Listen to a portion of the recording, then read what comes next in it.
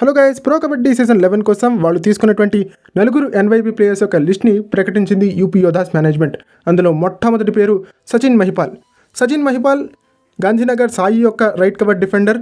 గత ఏషియన్ కబడ్డీ ఛాంపియన్షిప్లో Indian junior team తరఫున ఆడడం జరిగింది అండ్ ఆ ఛాంపియన్షిప్ని కూడా గెలవడం జరిగింది సచిన్ మహిపాల్.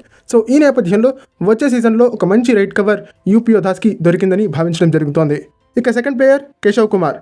హిమాచల్ ప్రదేశ్కి సంబంధించినటువంటి ఈ రైట్ రైడర్ గత కొంతకాలంగా సోషల్ మీడియాలో బాగా వైరల్ అవుతున్నాడని చెప్పాలి. అండ్ డొమెస్టిక్ కబడ్డీలో సూపర్ పర్ఫార్మెన్స్ ఇవ్వడం జరిగింది. సో ఈ నేపథ్యంలో వచ్చే సీజన్లో యూపీ యోధాస్కి బెటర్ రిజల్ట్ని అందించేటువంటి అవకాశం ఉంటుంది కేశవ్ కుమార్. ఇక థర్డ్ ప్లేయర్ జయేష్ మహాజన్. మహారాష్ట్రకి సంబంధించినటువంటి ఈ ఆల్రౌండర్ రైట్ కార్నర్ పొజిషన్లో ఆడుతూ రైడింగ్ కూడా చేయగలిగిన క్యాపబిలిటీ ఉన్నటువంటి రైడర్. ఇలాంటి ప్లేయర్స్ని మనం చాలా రేర్గా చూస్తుంటాం.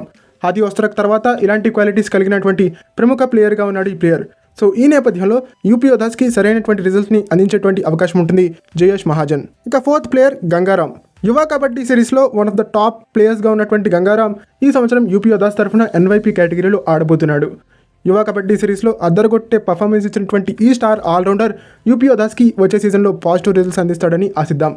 ఇక పర్దీప్ నర్వాల్ ఫ్యాన్స్కి అండ్ యూపీ యోధాస్ ఫ్యాన్స్కి ఒక షాకింగ్ న్యూస్ ఏంటంటే ఈ సంవత్సరం పర్దీప్ నర్వాల్ ఆక్షన్లోకి రాబోతున్నాడంట.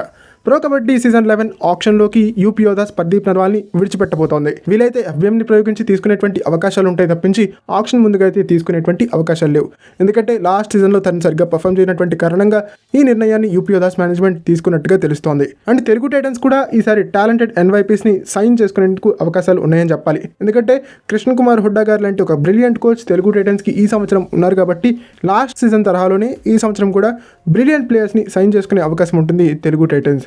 ఓకే, ఇది ఫ్రెండ్స్ ఈ వీడియో కనుక మీకు నచ్చినట్టయితే లైక్ చేయండి, షేర్ చేయండి, మన ఛానల్ని సబ్స్క్రైబ్ చేసుకుని పక్కన బెల్ ఐకాన్ ప్రెస్ చేసి ఆల్ ఆప్షన్లో సెట్ చేసేసుకోండి. అండ్ ఇలాంటి మరిన్ని వీడియోస్ కోసం ఛానల్ని డైలీ ఫాలో అవడానికి ట్రై చేయండి.